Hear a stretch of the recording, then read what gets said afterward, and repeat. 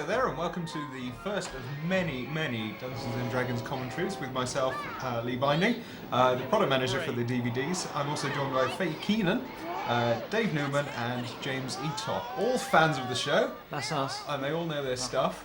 And Allegedly. allegedly. I'd like to pass you over to James to talk about the introduction here. Yeah, well, this is the introduction. Obviously, we've seen many times. All of us buying this DVD have seen many times before. What this was, though, this was the first season one. There's a second season one, which seems to have disappeared into the wilderness.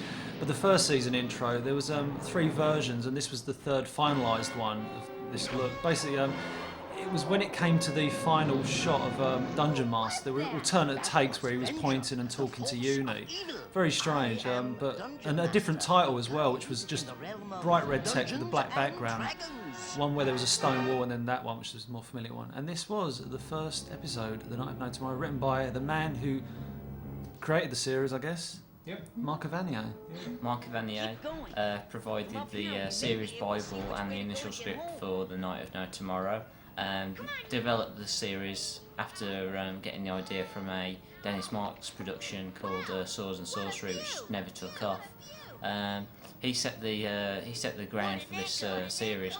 We joined the series in an episode where Eric makes reference to their basic struggle for a while of trying to get out of the realm of Dungeons and Dragons. So this isn't really their first adventure at all. No, this is one of many. It's coming in like, I can't say halfway through because that would indicate there's an end. But we're coming in as one of their many adventures. I think they've mentioned they've been told by the Dungeon Master, who we haven't even met yet. Well, unless you count the intro. It does show that there's sort of some time has passed between them being zapped into the world and this first episode that we actually see, and it's up to us to consider what happened in the meantime. That's right, yeah. And of course, here we get. We've just seen them in the intro. Here is Tiamat, voiced by Frank Welker. Who is a recurring villain stroke ambivalent power in the series, pops up 2 or 3 times. It seems to be a bit of a fan favourite, and we can't figure out why, really. It might be just that it's one of these first episodes, and people are like, it's the first episode. But it's entertaining enough with Presto, as you'll see, meeting Merlin the Wizard. With his white hair. Very important. We'll get there. Yes. We'll get there in a minute. She's actually been quite brave here and summoning Tiamat. And using her power well. Yeah. For once. And the footprints. Yes. Yes. When she turns invisible, you've got to see the footprints. She gets heavier. As a thief, she's a bit rubbish, really. She only pinches something once, I'm told, very reliably. Yes. If you dismiss her shoplifting career on. But she's playing the mother role here as well. She's kind of mother to the group. I'd take that back. I could never say anything that bad about Sheila. She's lovely. She cries a bit, but she cries a little. Yeah, she's very highly strung. But when it comes to people watching the show for the first time and ever, if this is the first time ever into Dungeons and Dragons, probably thinking, what's up with the haircuts? It's because it's the 80s. Basically, there's a lot of 80s hairstyles going on, except Dungeon Masters. Eric's is probably the most modern, as Dungeon Master pointed out there. And his hair, that's what you were saying. Yeah. If you go back onto the DVD. You'll hear him. But Presto, Bobby and Hank are the main culprits. Yeah. Sheila's is kind of... Bob with The nondescript Bob. Yeah. Not too bad. He's aged all right, but don't know where the mullets came from. That's right. From the depths of the 80s. There's Benjamin there having his passport picture. Looking slightly cross-eyed. After 1-2 minutes. Dungeon Master, I've got to admit, this is his first appearance. Probably it was one of the first episodes in production, and he looks very, very cocky in a lot of the shots. He's like, basically, it almost looks like in every shot, I know more than you, which is obvious. Yeah. And that's one of his first disappearing acts. I actually think that he's quite evil. And he's actually running the realm for his own nefarious purpose, dragging these kids into this. No. Yes! No. It's not fair. It's a theory. There's an awful lot of theories. If you do get a chance, there's probably a link section on the DVD somewhere, so go and have a look at some of the wonderful websites out there devoted to the show. Great background. As it's been going on for 20 years, there's a great fan following for it, of which we have a couple of members here with me. And some of the theories that have come out over the time have been quite interesting. Quite elaborate. Yes. Certainly. Would you like to explain some of the love interests? Well, yes, there are those of us out there who are born romantics and consider that Hank and Sheila definitely had a thing, but unfortunately the realm tended to interrupt any sort of romantic leanings that they had, and everything would have been fine if they hadn't got zapped to another world. So I've got to say that Hank, what's he laughing at? He's in the wrong direction. I still love that shot. It was good stuff. And the other sort of romantic interest is possibly between Eric and Diana. To be something out here. Nice cow. According to this, we're somewhere near Merlin's castle. The other romance, obviously, there between Presto and the cow. And Bobby and his unicorn. Yeah, let's not go there. Let's not go there, baby. So anyway, where are we going? This must be the way to Merlin's castle. That's what the sign says, so this would be that'd be a bit of a giveaway. But yeah, I like the idea. This is the thing about Dungeons and Dragons, you can take it any which way. Like the writers can do anything. And what do? They put a castle on top of a cloud. That's a bit far-fetched.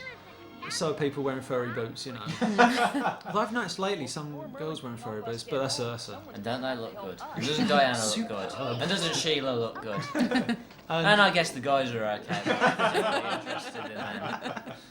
This is a strange thing, is this ladder comes down. It's obviously quite a distance, and yet they're up there within a matter of seconds. And And poor old joys Judy of left on the television. ground to be eaten by the cow. Kill the unicorn! Kill it! no, that's just wrong. Oh, unicorn tantrum there. There, Uni. I'll come back for you. I promise.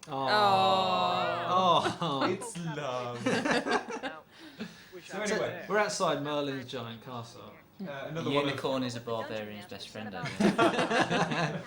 not wanting to spoil the episode, we do have Venger coming up in one of his many guises.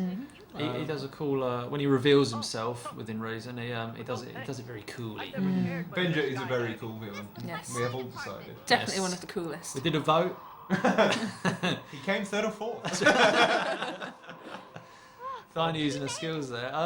This is a pretty cool scene. I like the way they have to go over this moat in the clouds just 'cause there's a gap in it, and yet it finds. He gives stable Diana ground. something to do. Yeah, I've yeah. noticed of late doesn't get much. She doesn't get much material. So it's Child the Stargazer.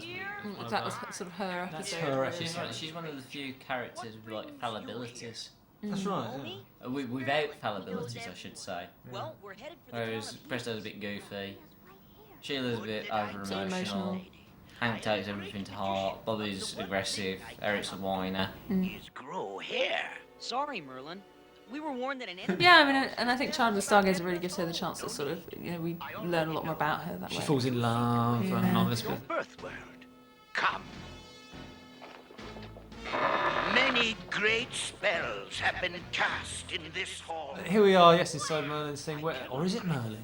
Is it Merlin? Well, they've been warned to watch him with his white hair. Yes. He takes his wig off. But he's got no and, hair. You know. He's got no hair. I haven't got any white hair. I've just got a white rabbit. Yeah. Deary me. Please, Otherwise kids. known Come as on. a hair. Albino rabbit. Not giving it away. I think Good Merlin picture of says it. Yeah, that's pretty cool portrait shot now, isn't it? Merlin, I think, says here that Venger sought vengeance, which is another. I was like any time that's mentioned, and that's the real Merlin with hair, as you said. Cast away the dragons. I'm sure there's a cool shot of the dragons circling the moon. That might have been another time, or later in the episode. But he still won't give it up with the rabbit, and Eric's hair's getting bigger. A bit of a beehive going there. And a he's not having hybrid. any of it. And who's the first one to leave? It's Eric. Oh, and who's this? It's Tim. That's Tiamat. She got out of that cave. I say that's very unexpected. That. That is, yeah, because the guy, he's going to the door, I'm leaving.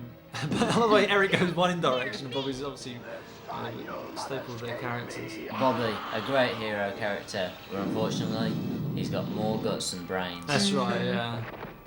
There's Merlin, so actually, oh no, I don't want to spoil it for those who haven't seen it. I already have. Yeah, that would. I was going to say Venger was saving Bobby there, if you want to be really finicky about it. Get going. I like Eric's face just there. This is the funny thing I find is that Look, I Tiamat's... found a big hole in the ground. This will be useful. Exactly, that shooting Tiamat is one of the sort of rare occasions when Hank actually shoots things with his bow. That's right. A lot of the time, it's used defensively or to protect, to stop people from falling out of the sky and that sort of Using stuff. that sort of hoist and petard. That's Yeah. right, it's hitting the people. Well, in this series, they're not really allowed to kill anything. So. It's like, yeah, if they'd done that, they would have been cancelled after season 1. That would have been a much quicker demise of the series. But So, again, that he's probably used defensively there because he can't really defeat Tiamat. I mean, Mm. even Venger can't defeat I Tiamat. want to point out here that Hank's going to use the old trick of get a hole in the ground and stick Put a carpet over it. And then you'll see along the line, when we come back to it on the Odyssey of the 12th Talisman, Eric's got the same plan over a river, and Ugh. Hank's going, It'll never work. It'll never work. You have little faith. You tried it yourself. It's kind of relying on the fact that Tiamat's incredibly short-sighted. She's got 5 sets of eyes. I thought it was interesting that they're running around Merlin's castle, like around all these tiny corridors, and it's this giant dragon after them. It's sort of like there's a bit of a size inconsistency there with the giant. Do you think she'd be Tiamat. trying to headbutt her way, or at least breathe fire and burn the wood? Would, yeah. And considering she can fly. It's not a rabbit, It's a hare. it's a hare. Alarm bells should be ringing now. Look, they're all just standing there going, oh, really? Oh, jeez. Did I pet the rabbit? Tell me about the rabbit story. 70 years young, my lad. The age Shout out to my Year 11s who've just finished with Mice and Men. Hey! Here we go with the eyes. Me, see, this is what I always find strange about this scene. I'll put it a little bit in depth. Is that Merlin offers Presto to stay behind, and Presto, they're all like, Presto's never going to stay behind, and he does, and it's like, why did he? Is it because he knows he could get them home, which he doesn't find out at first, or is it just because he was being selfish? You know, did he want to be a more powerful magician? Here we see there's a nice little shot here. It's like he will never leave. Behind Diana, who do you see? It's Presto and the big Merlin. The big M, as they call him in some circles. The magic circles. Shut up. I will. I love Sheila's face. Interesting note here. If you have a look, Presto's eyes are yellow, Merlin's eyes are yellow. Ah. Perhaps it's a magic thing. Could be. And James also had a point about eyes when people are being evil. That's right. They get a bit crafty. You'll see Merlin as the episode goes on. I think from this point onwards, actually, he starts getting a bit. His eyebrows are bigger. He's like looking a bit more haggard, and his eyes. He just start looking out the corner of his eyes, kind of thing. Wild. Like, look at that. He's just a bit. I'm just gonna go and pet my hair. Presto is kind of just like wide-eyed innocent, isn't he? That's right. Yeah. Presto's like, oh, okay, I'll just stir the pot. So, what is his motivation for being here? Well, this is the thing, you know. It's very strange. It's like, you know, does he want to save his friends? He didn't know that originally. He literally just stays there to stir a pot, and now he finds out. Oh, I can get us away home. And obviously, you know, Presto being a good little man, he does that. I should mention also in Presto's character design, he's got gap teeth. I don't know if the actual actor who played him actually had gap teeth. That might make a bit of sense. Oh, no! This won't get us home. Merlin! There we go. Look at that gap. Oh. Who knows? Maybe he's a great singer. Yeah. Or he's very good at hailing techniques. Where are you? It just destroys the castle there. There's Here some come the very dragons. obvious This- non-background castle. that That's we right, didn't yeah. follow. Look at that. Evil. You were trying to create a I'm Happy Merlin. It's I like, wonder who he could yeah, be under that who could he wig. be? Suddenly he gets a horn starts spraying, Presto still probably stands there. Gee, you look just like that big evil man. We'll see that. I we'll shouldn't see say the- that, it's quite cruel actually, but We'll very see the cool. Snow White homage. In Yeah, there, that's the, wow. the evil queen turning into His the voice hag. as well, his voice changes really cool if you listen. thousand years. You know me. You know me as Ven. Very over the top. Great special effects. It's He a went good to shot. social school. It does the same thing in the Hall of Bones, where he goes from being Hector the Halfling to Venger. That's right. Yeah, And yeah. it's the same sort of thing, where it's just really sinister transformation. He's not a nice man. But we love him. There's an odd. This is Hank's talking to the. I think this guy likes The mayor of of Helix. the Helix town. Hence, you know, where the message board on the internet gets its, gets its title name. from. Helix Town Square. Baseball for Bobby. Bam, bam, bam. And Uni. It's Oh. another one It out wasn't of the park. baseball, they're trying to hit the unicorn. That's right. Maybe to hit them unicorn. And what did the fortune teller tell them? I love how. Oh no, the dragons. There's a good shot here of Hank. We met Merlin. How does he describe Merlin? With this hand gesture. That's what a Merlin is. Magic-y. Just like that. Yeah, Merlin, yeah, it's that magic guy. And we get a good shot here as the fortune teller, Diana and Sheila come rushing saying, the dragons are loose up in the sky. Oh, really? He didn't notice. And Hank soon gets a good line to the mayor of the town, which is, where are the horses? The mayor tells him, in the stables. No. As opposed to the local tavern. Where White hair! Dungeon Master said we'd know Venger by his white hair. We thought he meant hair, like on his head. Then Presto is alone with Venger. We've got to save him. And find out how to stop these dragons. Let's find Bobby and Eric.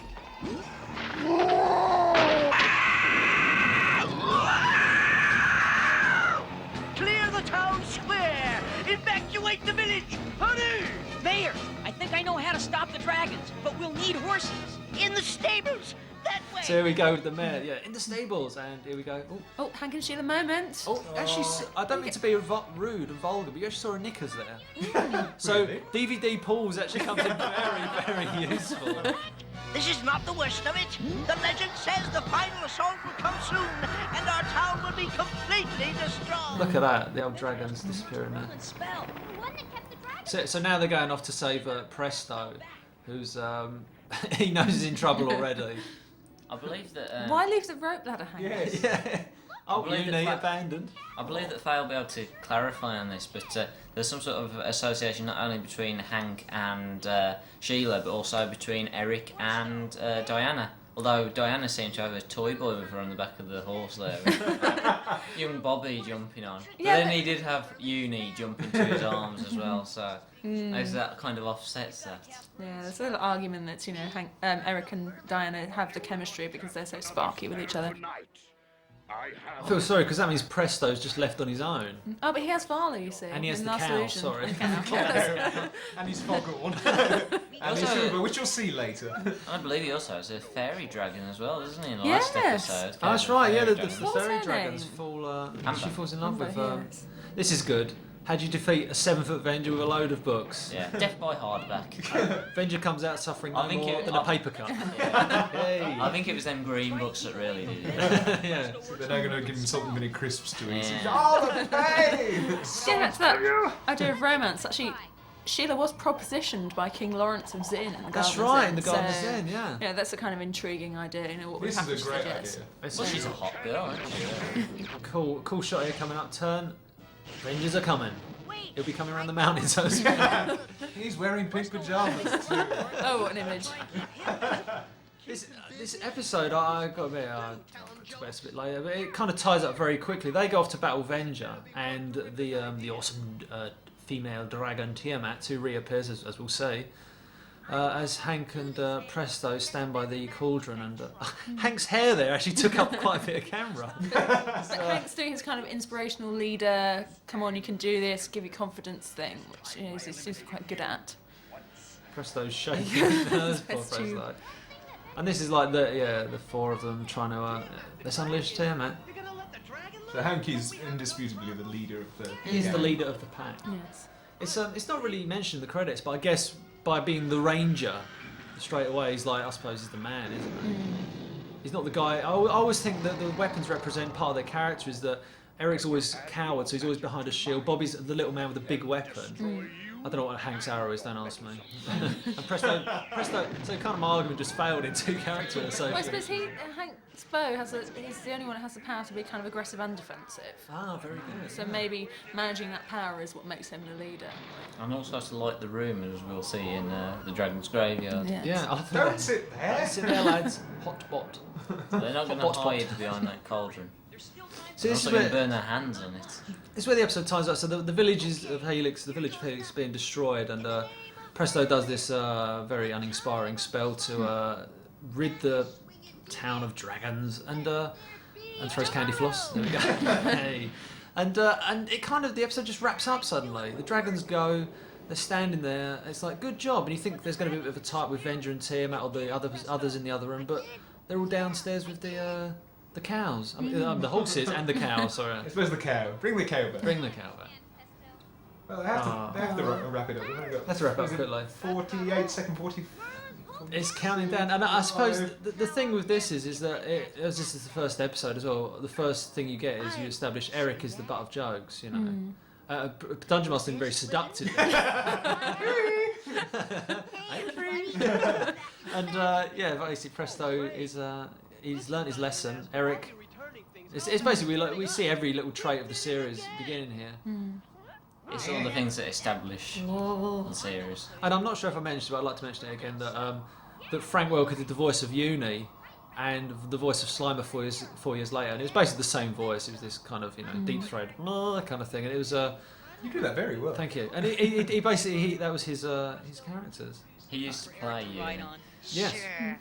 Here we go. This is the joke, It's the the camera. payoff. Here we go. That was probably Frank Welker as well. And if the horses could speak, it'd be Frank Welker. Every animal is Frank. And Good the old sky. Frank. That's God right. bless you, Frank. Yeah. And yeah, that was the end of the first episode of Dungeons and Dragons. It was okay. It's not the best episode. I don't think we're. That's we'll to all come. agree. That's Stick to come. around for Yes. Many best episodes were to come in its 27 run. So I'd like to say goodbye from us lot for the first commentary. Yes, Bye goodbye for from me now. too. And we hope to see you on either the next commentary on this or subsequent volumes. Take care of yourself. See you soon. Goodbye. Bye.